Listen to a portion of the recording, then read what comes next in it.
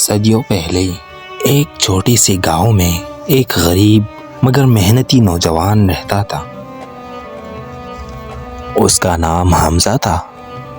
حمزہ دن رات کھیتوں میں کام کرتا، لکڑیاں کاٹتا اور مزدوری کرتا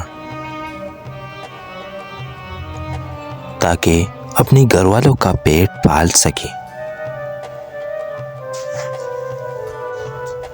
لیکن غربت کی زنجیریں اس کی محنت کے باوجود کبھی کمزور نہ ہوتی۔ ایک دن حمزہ کے کانوں میں ایک پرانی کہانی پہنچی۔ کہا جاتا تھا کہ پہاڑوں کے بیچ ایک غار ہے جہاں ایک بہت بڑا خزانہ دفن ہے۔ وہ خزانہ اتنا قیمتی ہے کہ جس کے ہاتھ لگی وہ ہمیشہ کے لیے دنیا کا سب سے امیر انسان بن جائے۔ یہ کہانی سن کر حمزہ کے دل میں شوق جاگا۔ اس نے سوچا، اگر مجھے یہ خزانہ مل گیا تو میں اپنے ماں باپ کی خدمت کروں گا،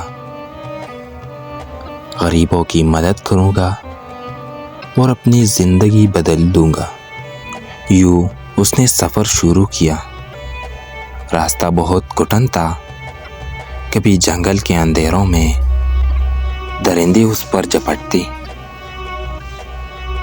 کبھی پہاڑوں کی چوٹیوں پر اس کے قدم پھسلنے لگتے۔ کئی دن بھوک پیاس میں بھی گزری مگر حمزہ کا حوصلہ کم نہ ہوا۔ آخرکار وہ غار کے دہانے تک پہنچ گیا۔ غار اندھیری اور خوفناک تھی۔ اندر سے عجیب سی آوازیں آ رہی تھی، جیسی کوئی بھاری چیز گھسیٹ رہا ہو۔ لیکن حمزہ نے بسم اللہ کہی اور اندر قدم رکھا۔ اندھیرا گھبتا۔ چند قدم آگے بڑھا تو زمین پر ایک پرانا صندوق نظر آیا۔ حمزہ کا دل زور زور سے دھڑکنے لگا۔ وہ آگے بڑھا اور صندوق کا ڈھکن اٹھایا، لیکن حیرت، صندوق خالی تھا۔ صرف ایک پرانا کاغذ رکھا تھا جس پر یہ الفاظ لکھی تھی، اصل خزانہ سونا یا چاندی نہیں بلکہ صبر، محنت اور ایمان ہے۔ جس نے یہ چیزیں حاصل کر لی اس نے دنیا کا سب سے بڑا خزانہ پا لیا۔ حمزہ کچھ دیر سوچ میں پڑ گیا۔ اس کا دل ٹوٹا نہیں بلکہ روشن ہو گیا۔ اسے سمجھ آیا کہ دنیا کی دولت وقتی ہے مگر انسان کی محنت اور اس کا ایمان ہی اصل خزانہ ہے جو ہمیشہ اس کے ساتھ رہتا ہے۔ حمزہ واپس گاؤں لوٹا۔ اس نے اپنی زندگی پھر سے محنت اور خدمت کے ساتھ شروع کی۔